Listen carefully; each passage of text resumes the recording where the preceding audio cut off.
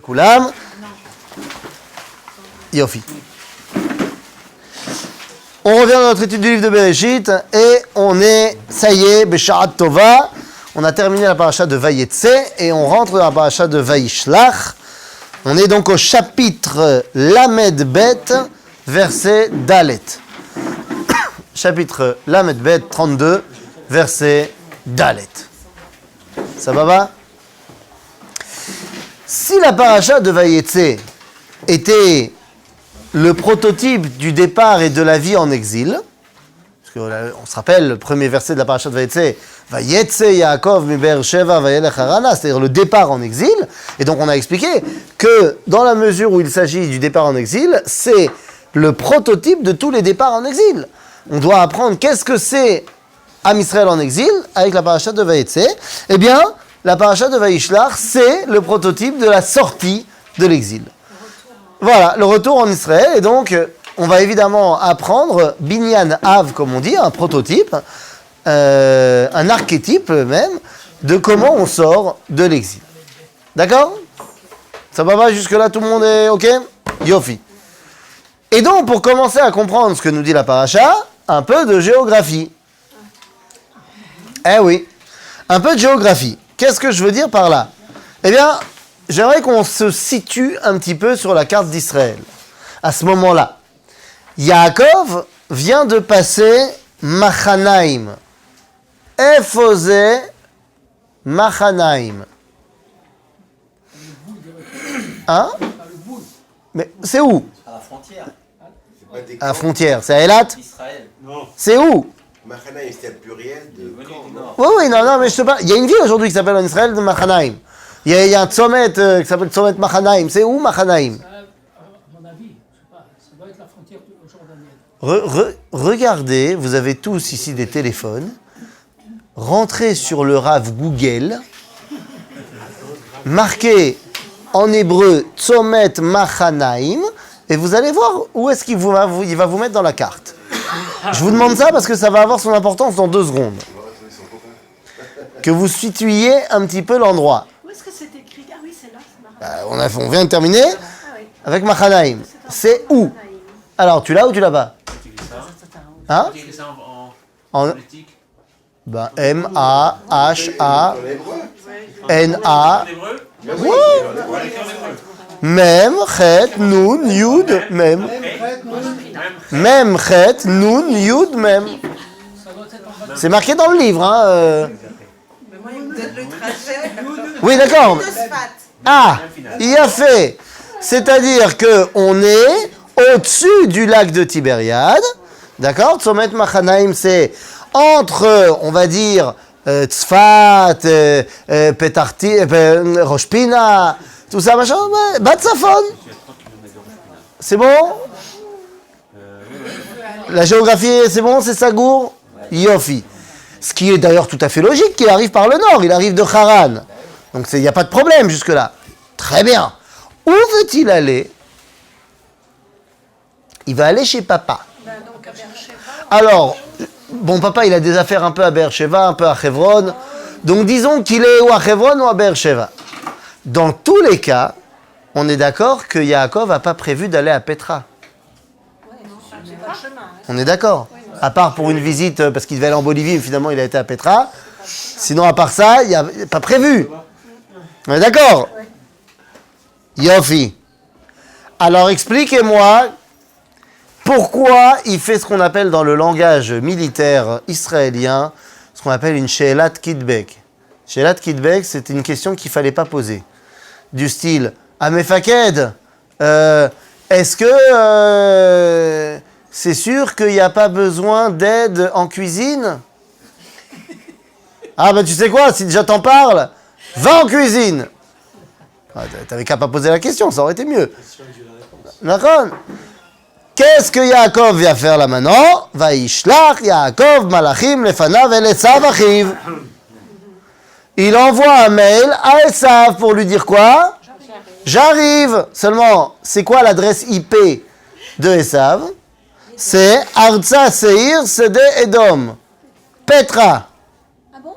C'est Petra? Plus ou moins. J'ai dit Petra parce que c'est un repère. Si je te dis un trou perdu au milieu de la Jordanie, tu vas pas comprendre. Mais, disons, dans le Hésor. Mais s'il lui avait pas envoyé de mail et qu'il était arrivé à Hebron, c'est pas du tout le chemin de Petra. Donc, et ça n'aurait pas été au courant. Donc tout va bien, ça aurait dérangé personne. Il habite plus à Hebron, il habite à Séhir. Qu'est-ce qu'il a besoin de rouvrir les blessures? Il savait qu'il habitait à Séhir puisqu'il envoie. Ben, il sait qu'il habite à Séhir puisqu'il envoie quelqu'un à Séhir. Enfin, mais le messager, il va à Séhir, donc il sait très bien où il est. Il sait très bien que c'est pas du tout là où il veut aller. Tu sais quoi, tais-toi. Rentre en Eretz Kenaan, à Kol Tov, Shalom à l'Israël. Ben, c'est Minastam qu'un jour Esav il va entendre parler qu'il est revenu. Mais une fois que je suis déjà rentré, que je me suis posé, j'ai mes fils, machin, hein, ça sera plus facile de gérer. Pourquoi est-ce que là j'ouvre les problèmes? Mais de toute façon, Pas en même temps, un par un. de toute façon, il est passif là. Qui? D'accord. Ah ben non, c'est lui qui envoie le mail. Moi j'ai dit il est passif, pourquoi? Parce que on vient lui annoncer que son frère vient à s'arrêter. Non, on vient pas lui annoncer, pas encore.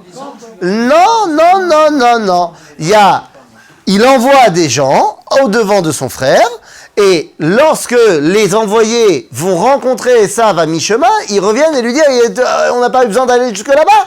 Il est venu, mais là au départ, Yaakov, il a envoyé des gens, il sait pas que Esav arrive à sa rencontre.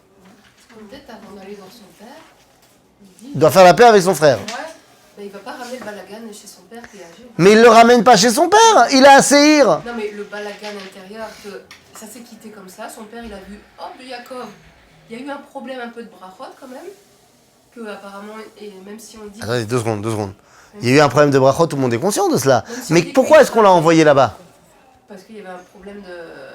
Piquoir en effet, Non, ça c'est d'après Rivka. Pour le mettre à l'abri de son frère. D'après Rivka, d'après Yitzhak, c'est pour trouver une femme. Point.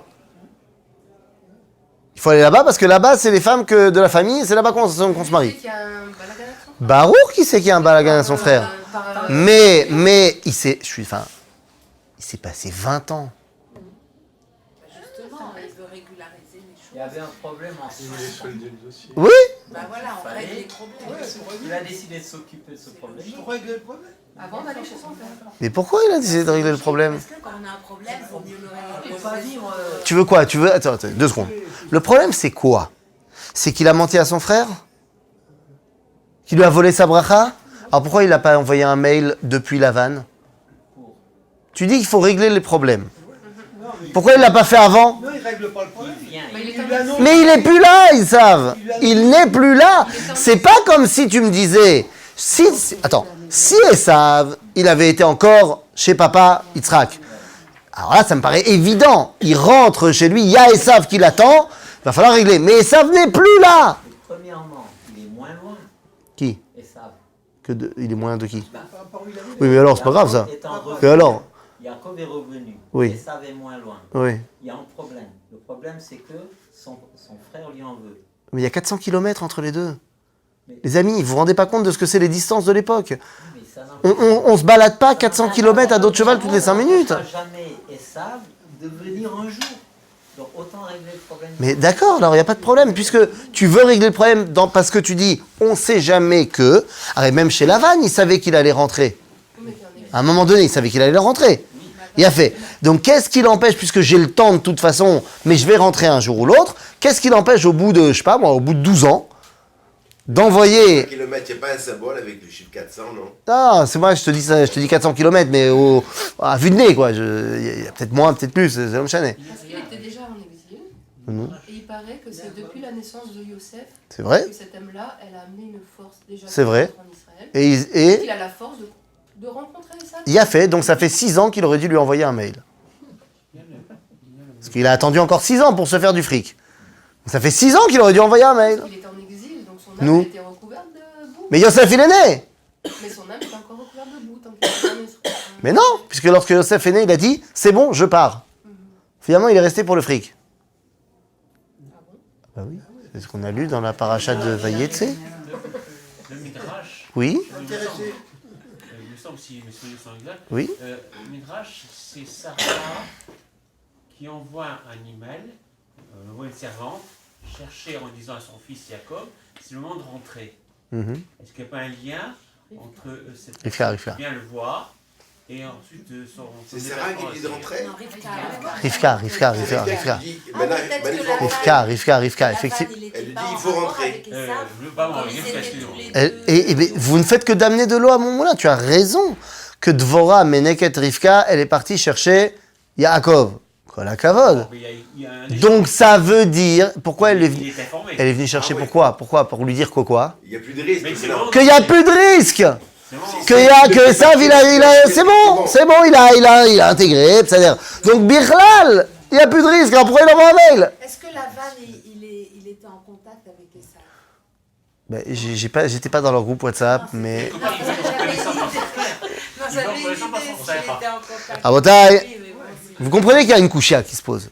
Donc il va falloir essayer d'y répondre. Parce que Yaakov, volontairement, cherche, avant de pouvoir arriver ici, à prendre contact avec Esav. Lama.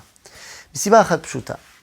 Qui a géré, pas seulement la terre d'Israël, mais Bichlal, à Olam, tant que lui n'était pas là? C'est plus ses parents. Yitzhak, il est vieux, il voit plus. Donc qui était le patron? Qui était Balabait Baolam Hazeh? C'était Esav. Ve'ata Yaakov ma'aita. C'est-à-dire, tu faisais quoi? Tu faisais dodo. C'est-à-dire que tu t'occupais de tes affaires personnellement, mais pour ce qui est de gérer le monde, il n'y avait personne. Qu'est-ce que ça veut dire, Yaakov qui revient? Ça veut dire qu'il veut reprendre sa place parmi les familles de la terre, parmi ceux qui vont avoir leur mot à dire sur la gestion du monde. Mais la moindre des choses, c'est de demander la permission.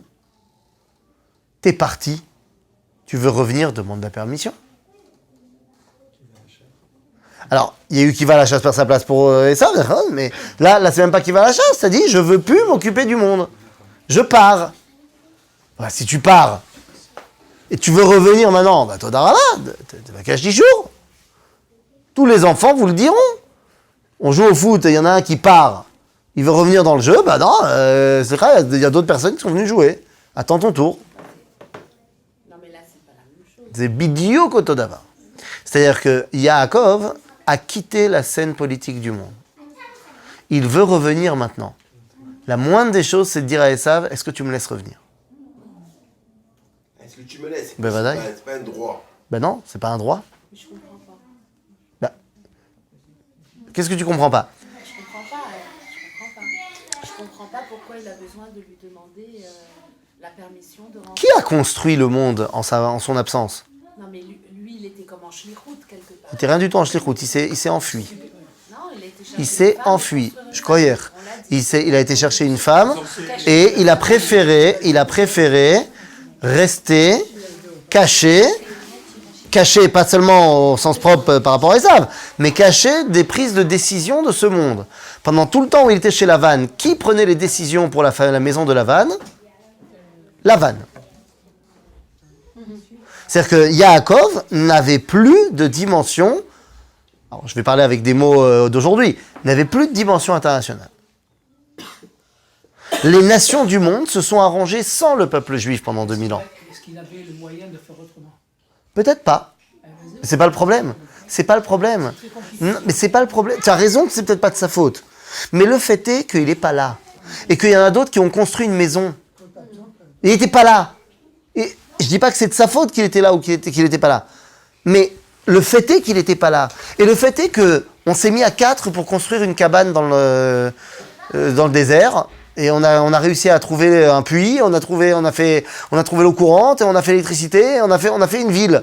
Et une fois qu'on a tout fini, bon finalement j'ai envie de venir, mais par contre attention, hein, j'ai envie de participer à parts égales aux prises de décision de la copropriété. Slicha. Oui, mais ils ont construit une maison sur la terre qui leur appartient.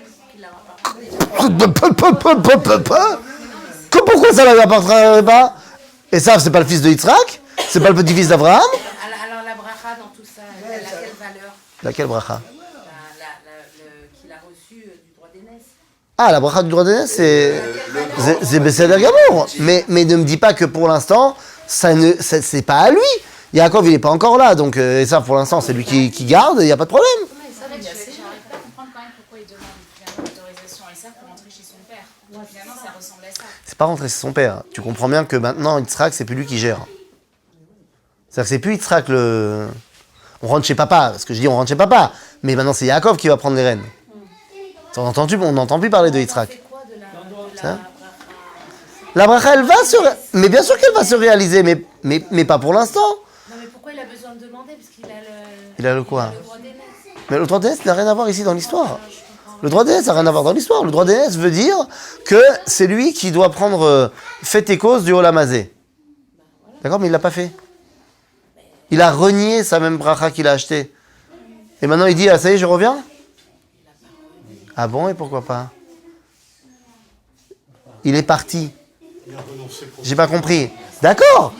Mais d'accord, provisoire. Il aurait pu aussi la mode al-shelo et dire... Il dit je n'en veux pas. Si la bracha c'est tu dois dominer la terre d'Israël et toi tu t'en vas, mais viens pas te plaindre qu'après il y a quelqu'un qui prenne ta place. Mais alors quoi, il demande par politesse alors? C'est pas par politesse, c'est d'abord par justice qu'il y a quelqu'un qui a pris ta place, en mala asot, et c'est une réalité. Et deux, il ne s'agit pas de seulement quelqu'un, parce qu'on a dit qu'il s'agit ici de prototype de ce qui va se passer dans l'histoire. Et donc, à partir du moment où Israël part en exil, les nations du monde prennent la place qu'Israël avait. Et donc maintenant, ils ont construit à la place d'Israël plein de choses. Tu viens, la Metsiout a horreur du vide, la réalité a horreur du vide. Donc si toi, tu n'es pas là, il y a quelqu'un d'autre qui sera là. Donc maintenant, tu viens et tu veux prendre la place. Mais donc, ça veut dire que tu reprends la place de quelqu'un d'autre. Quelqu'un a reproduit le schéma paternel, finalement, si on va dans ton sens. Youssef, 20 ans, hors du giron paternel, il s'il n'est pas qu'il est toujours vivant, il y a une sorte de continuation, continuum. Tu aimerais que je te dise ce que j'en pense? Eh oui, parce que là, Eh bien, je te le dirai. Hein? Je te le dirai. Okay. Quand on sera parachat Vayeshev, je te le dirai. Alors Oui. si Esav il refuse. Ouais. Eh bien, l'homme a lanou. Si Esav refuse, l'homme a lanou. C'est-à-dire que si Esav refuse, si les nations refusent, Il rentre quand même. non, on rentre pas. C'est ça qu'il dit. On rentre pas. Et non, on rentre pas. On rentre en guerre. On n'a pas le droit. Mais ça, c'est le discours des aussi. Exactement. Il y a un pacte avec les nations. Exactement. C'est pas que le discours des Nécorékarta, c'est le discours du Talmud. Et Les Nécorékarta, ils n'ont rien inventé. Et moi, j'ai entendu un grand rabbin dire voilà, les Arabes, c'est des anges d'Hachem postés sur la terre d'Israël pour nous empêcher de rentrer. C'est comme ça. Alors, peut-être qu'il était grand, je sais pas, il faisait 1m80, 90. Non, un petit rabbin qui était très. Je dirais comme haut. Ah, considéré comme haut. Paradoxal. Très paradoxal. Qui avait étudié avec le collège des grands d'Israël. Ah. Le respect qu'on doit à l'arabe français qui a étudié avec le collège, les gadol. Ouh là là là là là là là là. Ça fait C'est intéressant. Donc, je vois que toi, tu as un outil que je n'ai pas et que je cherche depuis longtemps. La mesure des reins. Le rabbinomètre. Je le cherche depuis tellement d'années. Non, mais quand on dit ça, on se dit ça met en. Je t'en prie, ne me dis pas le nom du rabbin en question, parce qu'il a tort. Maintenant, pourquoi il a tort? C'est filmé, hein. Mais complètement. Est-ce que j'ai dit Shabbat à la Sina, mais j'ai balancé du très très lourd, mais j'étais pas filmé.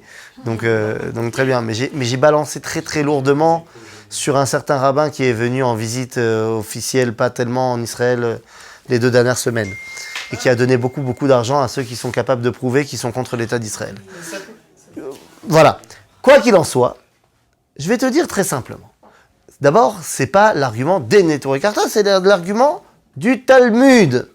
Le Talmud, dans le traité de Ketubot, à la page 110 et 111, nous fait état qu'il y a 3 serments qui ont été passés entre Dieu et le monde pour que l'exil puisse exister. D'où est-ce que le Talmud apprend... Pour que l'exil puisse se passer, Dieu, il veut qu'il y ait l'exil, pour ces raisons. Donc, il faut bien qu'il y ait des garde-fous, pour que l'exil puisse se passer tranquillement. C'est-à-dire afin que le peuple juif ne disparaisse pas. Que l'exil puisse remplir son rôle. Ok? Donc, il y a 3 serments. D'où est-ce que le Talmud a appris qu'il y avait 3 serments? Eh bien, il l'a appris de Shir HaShirim. Car dans le Cantique des Cantiques, il est marqué 3 fois le verset Ishba'ati etrem benot Yerushalayim shelo teoreru et ahava ad sheterpatz. C'est-à-dire que 3 fois, Dieu a fait prêter serment au peuple juif qu'il ne réveille pas, aux filles de Jérusalem, qu'il ne réveille pas l'amour avant que l'amour ne vienne. C'est-à-dire de là, donc il y a 3 serments. Quels sont-ils? Eh bien, le Talmud va nous dire. Premier serment, Israël n'a pas le droit de se révolter contre les nations. C'est-à-dire, quand on est en exil, on n'a pas le droit de se révolter contre les nations et de venir dire qu'on veut être légitime ici. Deuxièmement, on n'a pas le droit, ça découle du premier en fait, on n'a pas le droit de venir en masse, la halot kachoma, c'est-à-dire venir en masse et conquérir la terre d'Israël avec violence. Et troisième serment, il n'est pas pour nous, il est pour eux, pour les nations, ils n'ont pas le droit de nous asservir trop. C'est-à-dire, ils ont le droit de nous faire la misère, mais pas trop. C'est-à-dire, Qui définit ce qui est trop? il n'y a pas marqué. Mais Bégadol, je vais te dire simplement, un pogrom par-ci, un pogrom par-là, ça baba, la Shoah, ça va pas. Ok? Bégadol, ce sont les 3 serments. Tant que ces 3 serments sont là, eh bien effectivement, ça ne marchera pas, la sortie de l'exil. Maintenant, ce monsieur grand rabbin qui a dit que les Arabes sont donc machin, c'est faux à plein de niveaux. Premier niveau. Ce texte n'est pas la halakha. C'est-à-dire que c'est un texte de Haggadah qui n'a jamais été nifsak, décidé dans la halakha par personne. Aucun rabbin. Donc, ça veut dire que on ne peut pas venir dire, la preuve, donc que les Arabes, ils font la volonté d'Akadosh Baruch Hu, ce n'est pas ça la halakha dans le peuple juif. Ça veut dire quoi? Ça veut dire que tant que Dieu ne veut pas que ces serments ils soient rompus, ils ne seront pas rompus. Tu peux essayer, mais ils ne seront pas rompus. Deuxième chose qui fait que cette personne dont tu parles a tort, c'est que les serments sont tombés. Et oui, puisque il s'est passé quelque chose d'intéressant en l'an de grâce 1917. En 1917, il y a un bonhomme en Angleterre qui a envoyé une lettre à un bonhomme en France. C'est qui le bonhomme en Angleterre? Il s'appelle Lord Balfour, ministre des Affaires étrangères de Sa Majesté. Et en France, il y a un bonhomme qui s'appelle le baron Edmond de Rothschild. C'est-à-dire, et il lui fait ce qu'on appelle la déclaration Balfour, dans laquelle il dit que l'Empire britannique se voit favorable à l'établissement d'un foyer national juif en terre de Palestine, terre qu'ils viennent de conquérir. On est en 1917, la Première Guerre mondiale, ils viennent de conquérir la Palestine de la main des Turcs.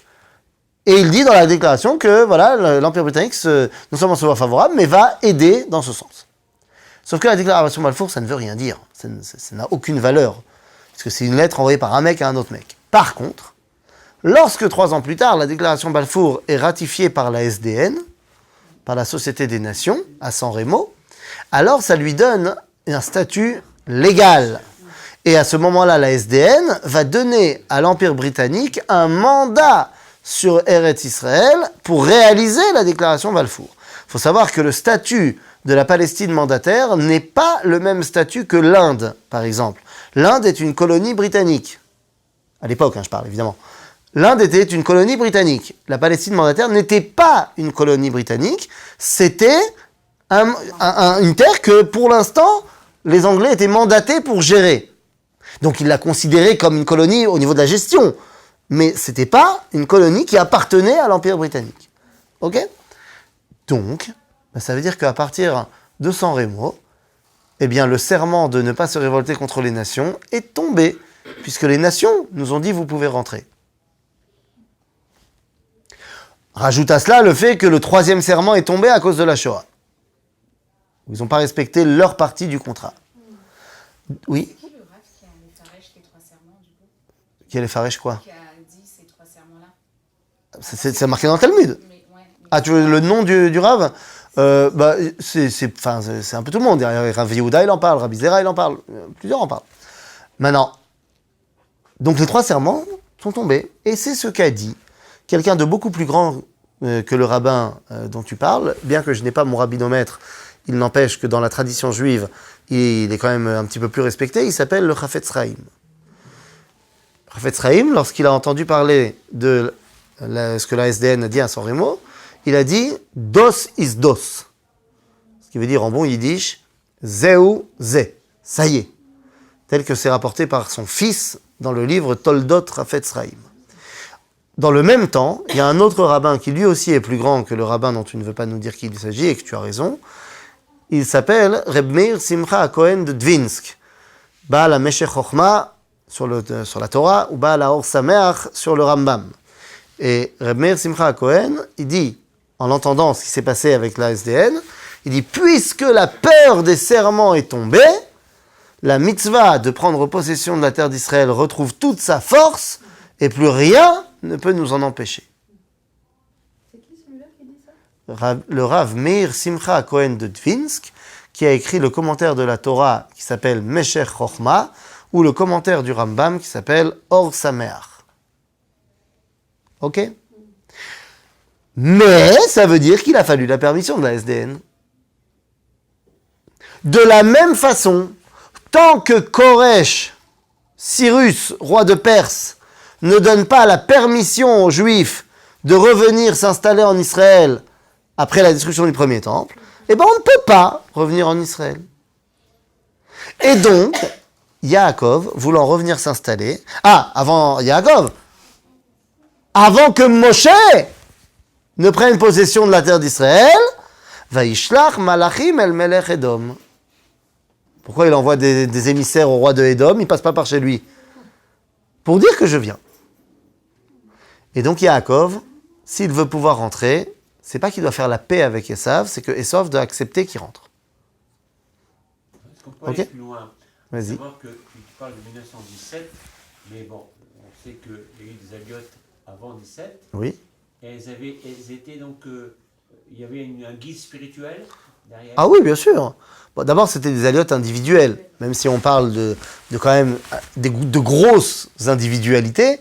Il y a beaucoup de groupes d'individualités, mais ça reste des aliotes individuels qui ne viennent pas avec une velléité étatique. Ok? C'est pour ça qu'ils sont d'ailleurs tolérés par les Ottomans. Maintenant, si tu me parles de la première alia de 1882, bah leur guide spirituel, c'est eux-mêmes. C'est-à-dire que tous les gens qui viennent dans la première alia sont tous des religieux. Tous. N'en déplaise aux falsificateurs de l'histoire. La première alia sont tous des religieux. Avec péote et ce que tu veux. La deuxième... Rav Cohn, actuellement, dans le journal La Guéchère que tu as dû lire, Oui, j'ai pas vu. il nie cette évidence. Qui Le Rav Cohn. Oui. Qu'est-ce qu'il a dit? Cohn, ça. Il a D'accord. écrit un article dans La Guéchère cette semaine. Oui. Il parle de sionistes, de Rinoni qui ont... Mais quand Ah non, l'article... Non, pas l'article. De quoi il parle? De quand il parle? Il fait une sorte d'histographie, donc... Il a commencé quand? L'évolution de... Mais il a commencé quand? Des mentalités ici. Je veux bien, mais il a commencé quand? Ben, il a commencé avant 48. Mais quand? Il ne cite pas de date. Ah bah voilà. Mais elle commence quand, sa chronologie? C'est une chronologie en disant que... Mais je veux bien qu'il... C'est rare, 2 secondes. Ensuite des sionistes... Temps mort, je veux bien qu'il commence sa chronologie, il la commence quand? C'est tout ce que je demande. Et il précise, il dit qu'il y a un début, voilà. Pour lui, Mais c'est quand, le début? Le début, c'était des noms... Mais religieux. quand? Il ne fixe pas un religieux. Ah bah alors, on peut... alors tu m'excuseras de ne donner aucun crédit. Tu m'excuseras de ne donner aucun crédit à quelqu'un qui parle dans le vide. Ben oui, c'est absurde. Regarde, Herzl, c'est 1897, le premier congrès sioniste. D'accord? La deuxième alia, c'est 1903. Effectivement, dans la deuxième alia, bien que la majorité soit des religieux, ceux qui dirigent la deuxième alia sont déjà des gens qui ont abandonné la Torah, ce qu'on appelle Bilou, le projet Bilou. Ils n'étaient pas nombreux, mais c'est eux qui ont dirigé cette nouvelle alia. D'ailleurs, des pas religieux qui s'appellent Bilou. Ça veut dire quoi, Bilou? Bet Yaakov Lechu Venelcha. C'est un passouk de la Torah. C'est-à-dire, mais chez la brioute. Quoi qu'il en soit, Qui veut dire, en traduction, la maison de Jacob, venez, allons-y. Ok? Quoi qu'il en soit, avant cela, il y a l'Aliyah de 1882, qu'on appelle communément la première Aliyah, qui vient d'Europe centrale et du Yémen. Tous sont des religieux, tous. Mais avant cela, il y a aussi la Aliyah des élèves du Gaon de Vilna, la Aliyah des élèves du Baal Shem Tov, qui, si je ne m'abuse, n'étaient pas des Chilonim Mouvakim, et c'est eux qui ont commencé à reconstruire le Yishuv HaYehudi Be'eretz Israël. Donc, lorsque on se prétend rabbin, et qu'on vient dire une réalité historique fausse, c'est grave. C'est très grave. Maintenant, je comprends, on a un agenda. On veut dire que l'État d'Israël a été créé par des non-religieux, donc ça veut forcément dire que tout a commencé par des gens qui sont des Reshoim Arurim. C'est Aleph, faux, Bet, faux, et 3, dangereux. C'est-à-dire, quand on dit quelque chose, il faut dire la vérité. Et même si ça ne nous plaît pas. Je suis le premier, et vous me connaissez, à dire que c'est extraordinaire l'État d'Israël, que c'est la Géoula, mais je suis aussi le premier à être capable de dire que ce que l'État d'Israël a fait dans le début des années 50 à la Aliyah des Juifs d'Afrique du Nord et du Yémen est terriblement scandaleux et qu'il y en a qui vont avoir des comptes à rendre là-haut. C'est-à-dire, c'est pas parce que tu as un agenda que tu dois passer l'éponge sur tout le reste. C'est comme un jour, j'étais en Pologne avec une école qui se veut religieuse, et quand on était dans le cimetière de Varsovie, la directrice de l'école m'a demandé est-ce que je pouvais ne pas dire qu'il y avait des non-religieux en Pologne, avant la guerre. J'ai dit pourquoi il faut dire pourquoi ? Elle dit non, parce qu'elles n'ont pas besoin de savoir, elles pensent que tout le monde était ici des tzadikim, et ça, c'est pas la peine de... Je dis mais ça va pas, vous allez pas bien. C'est pas la peine de leur expliquer qu'il y a des minus dans les mathématiques. Ils ont appris depuis le CP que 0 moins 1, impossible. Ne leur apprenons pas la suite. Je vous en prie. Mais enfin, c'est complètement absurde. Donc, voilà, c'est En Malasot. Oui. D'après le développement qu'on a entendu maintenant entre Israël et les nations, avec la permission, etc., Tout à fait. Yaakov est parti de Lavan et il n'a rien demandé à personne. Il a dit à Lavan, je m'en vais. J'ai pris mes affaires et je m'en vais. Il savait très bien qu'il devait rentrer en Eretz Israël. Alors si cette théorie de dire qu'il faut la permission de... Alors là, il aurait dû avoir la permission de Esav de rentrer. C'est ce qu'il est en train de faire. C'est ce qu'il est en train de faire. Il demande la... Ah, tu dis qu'il aurait dû demander la permission à Lavan ? non. Ou à Esav ? Il aurait dû demander la permission plus tôt, peut-être. Mais c'est ce qu'il est en train de faire, il demande la permission. Non, attendez, on n'a pas besoin de demander la permission pour partir d'un endroit où on ne se sent pas chez nous. C'est ça. C'est pas de partir, il revient. Nous. Il revient. Et donc, Il dit que et donc avant de rentrer, il envoie un mail. quand on revient en Eretz Israël, il faut la coordination. Naron. Ok. Mais c'est ce qu'il fait. Lui, il est en dehors d'Eretz Israël actuellement. Nous. Il veut rentrer chez lui. Oui. Et lui, il y a qui? Il y a Esav. Nous. Alors, il dit... Je lui ai demandé Il l'accord. aurait fallu qu'il demande la permission à Esav de rentrer. Mais c'est ce qu'il fait là maintenant. C'est ce qu'il fait maintenant, mais il est déjà en route, quoi. Il va envoyer des... C'est ce qu'il fait là maintenant. C'est là le premier verset de la paracha. On va quand même... Ok ? Yaakov, machin. C'est ça qu'il fait. T'as raison, c'est ça qu'il fait. C'est là ? Et Esav, il n'a jamais quitté la terre d'Israël. Non. Et c'est ça d'ailleurs qui fait très très peur à Yaakov. Parce que Metseir, c'est Chelek Meret Israël, d'après la bracha, la haftacha qu'il a reçue de Abraham. La Jordanie, ça fait partie de l'Eretz Israël, d'après la bracha que l'alliance que Dieu nous a donnée. Bah oui.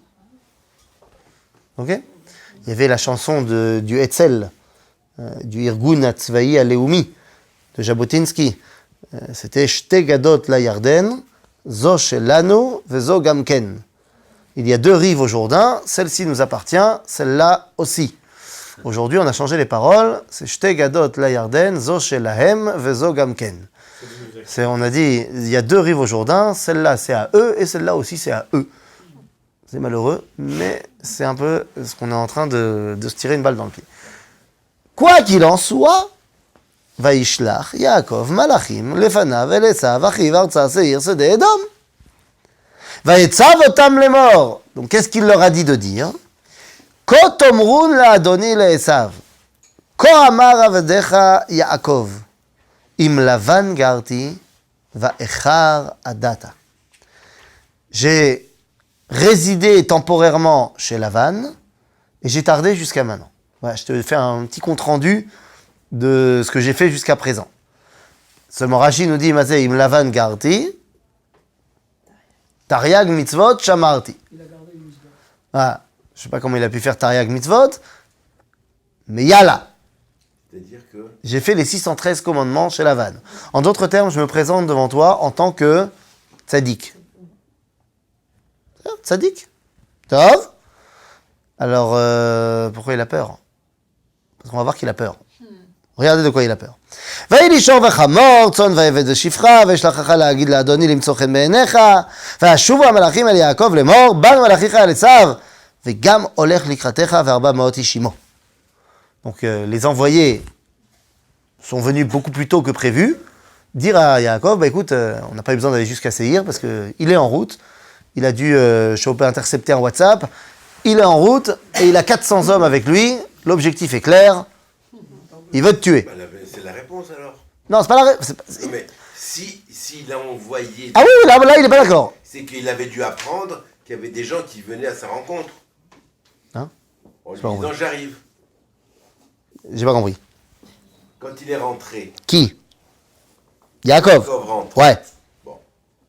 Et s'il a lui dire qu'il y avait des gens qui venaient vers sa rencontre, il a envoyé des messagers tout de suite. Mais les amis, la chronologie.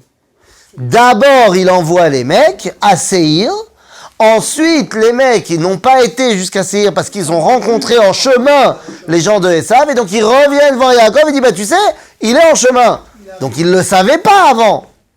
C'est-à-dire, oui, Esav a dû apprendre par un moyen quelconque. Peut-être que c'est la vanne, je ne sais pas. Mais il est au courant et donc, il vient le tuer. C'est-à-dire, Arba Maoti Shimo, c'est pas pour jouer au billet. D'accord? Donc, il vient le tuer. Nous, Asma aussi. Vayira Yaakov Meod.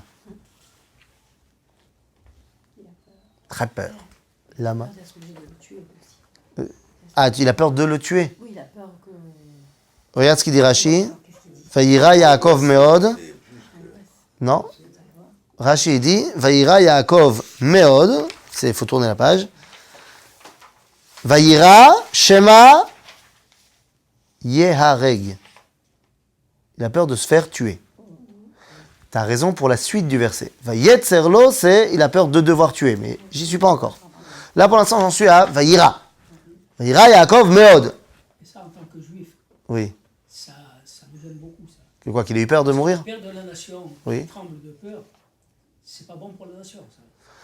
Ben, j'entends ce que tu dis, mais en même temps, tu viens avec une vingtaine de personnes, allez, une trentaine, une quarantaine, face à 400 hommes armés, il y a de quoi avoir peur. Surtout qu'il Mais connaît il ça. devait avoir la Il sait que Emouna, c'est quand même. il sait que ça, mais quand même. C'est la Emouna. On n'a pas peur. Moi, je suis pas d'accord avec ça. On attend de Yaakov. Les amis, Parce qu'on a fait, les amis, si on a peur, c'est pas parce que on a peur, mais ça veut pas dire qu'on va pas le faire. Akadosh Baruch Hu, il lui donne toutes les assurances. Il a dit qu'il. Ah, là vous me donnez quelque chose qui m'intéresse. Là j'accepte. Pas j'ai la Emouna. J'ai la Emouna, mais sauf que si t'es face à je sais pas moi, t'es en pleine guerre, machin, et que t'as plus de munitions, et que t'es face à 3 tanks égyptiens, la Emouna, elle va pas te sauver, hein. Et alors, donc tu sais quoi, vas-y, tire. Enod Milvado. Non, bah, vas-y. tu t'enfuis. C'est qu'on aurait attendu que la crainte, ça soit la crainte d'Hachem et pas la crainte. Mais arrêtez de jouer aux religieux. Il y a quelqu'un qui te met un pistolet sur la tempe, c'est normal d'avoir peur. Il n'y a pas de problème de Emouna là-dedans. Mais c'est-à-dire, tu peux après te renforcer et dire Ribono shel olam.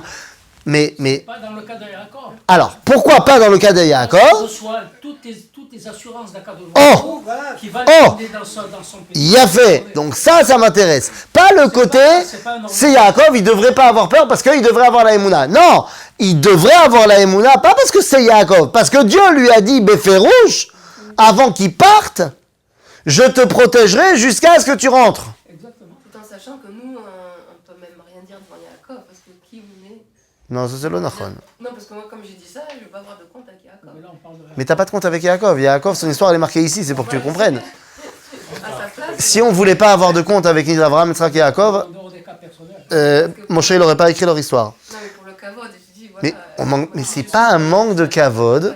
Rabotai, c'est pas un manque de kavod que de dire que Yaakov il fait face à une réalité.